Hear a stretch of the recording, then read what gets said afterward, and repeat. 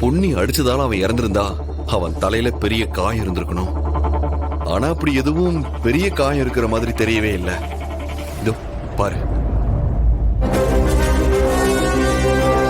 அப்படின்னா பொன்னி அடிச்சதுக்கு அப்புறம் வேற யாரோ ஒருத்தர் வந்து கிஷோரை கொலை பண்ணிருக்காங்க. பழிய தூக்கி பொன்னி மேல போட்டிருக்காங்க. எனக்கும் அதேதான் தோணுச்சேடி.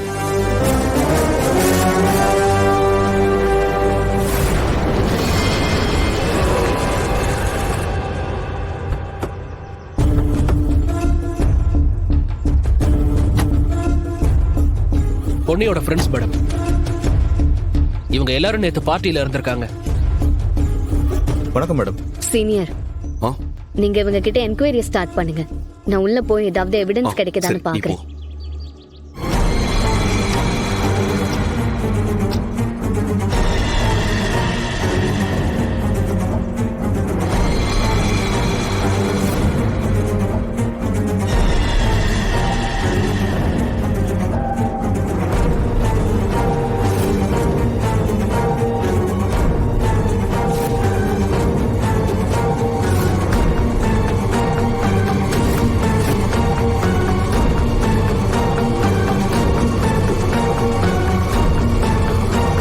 பொன்னி போலீஸ் ஸ்டேஷன்ல போய் சரண்டர் ஆகிறேன்னு தான் சொன்னான்.